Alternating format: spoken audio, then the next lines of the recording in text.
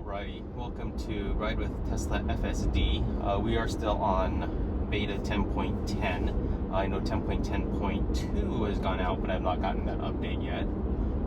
And so we're just heading to the post office and wanted to show you that it can make this drive. The issue that we had with the streets on prior iterations, actually on prior drive, same iteration, was that the lane markings were gone because the dots were taken up by the snow plows, so I was having issues. Subsequently, the city has replaced those lane markings, and it looks like the car drives this just fine now.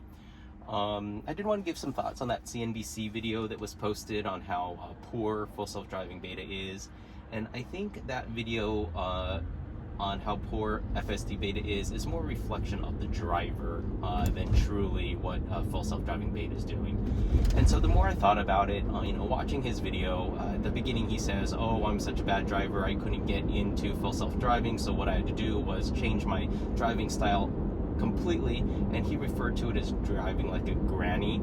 Well, so that just sort of tells you that his driving style is very, very aggressive. And you can be an aggressive driver and you can use full self-driving beta. You just need to know that the reason they have the safety score is they're trying to screen out people. They're trying to screen out people who drive the way or can drive the way that full self-driving is going to be driving. Doesn't mean that that's the way you drive, it's just you have to understand that that's the way it's going to be driving. It's going to minimize braking, it's going to not make sharp turns, it's going to make sure it has the right distance, it's not going to come to complete hard stops. And so if you are expecting it to drive the way you drive and you're a very aggressive driver, you're going to get frustrated with the system. You're going to say, you know what, why are we 3 car lengths behind this car? I will need to be closer or somebody's going to cut me off. Well, yeah, if that's your mentality, then you're going to get frustrated with it. If you're going to not trust the system and you're always going to be providing overriding inputs, you're going to hit the accelerator, you're going to change lanes, you're going to do things that are going to confuse the system or force the system to reroute, then yeah, you're going to get frustrated with it. In that video, he wanted it to turn left, right? So in order to go on his route, he needed to turn left. The car behind him honked, and instead of just waiting for an opening, there was no opening to turn left. What he did was freaked out, pressed the accelerator, forced the car to go forward, which now the car says, well, I can't turn left, so you must be telling me that I'm turning right. I'm sorry, I'm going straight. And if it's going straight, then it's going to, I'm going to give a wave because it did a little bit late turn to this lane, but there was room for that car.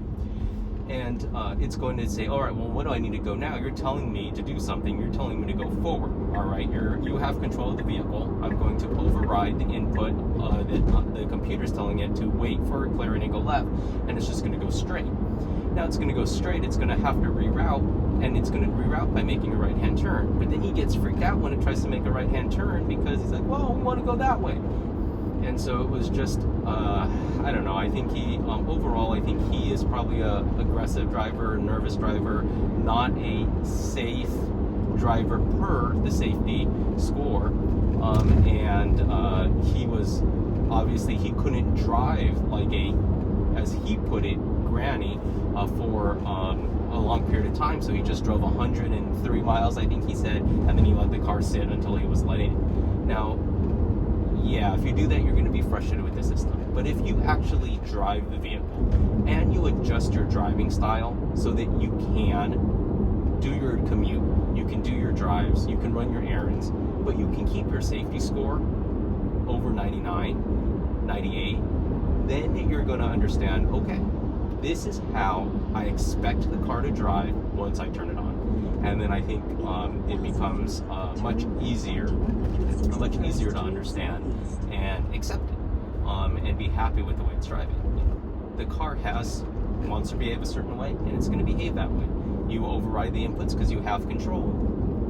Then it needs to figure out what to do, and it's going to do things that it wouldn't do if you just let it drive on its own.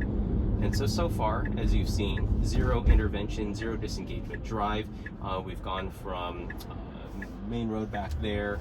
We've made changes. We're making an unprotected left. We went through signal lights. I mean, and I could have multiple times intervened and cause the system to make an error and then freak out about that error. Now turn right. But that's not onto Mill what Creek it's Boulevard. about. What it's about is testing the system, letting the computer drive, training it, letting it make the decisions it needs to make that it thinks are safe. And as long as it's not going to crash, as long as it's not going to cause an accident, let it do it. And then I think you'll be pleasantly surprised. Well, thank you, and for watching this video.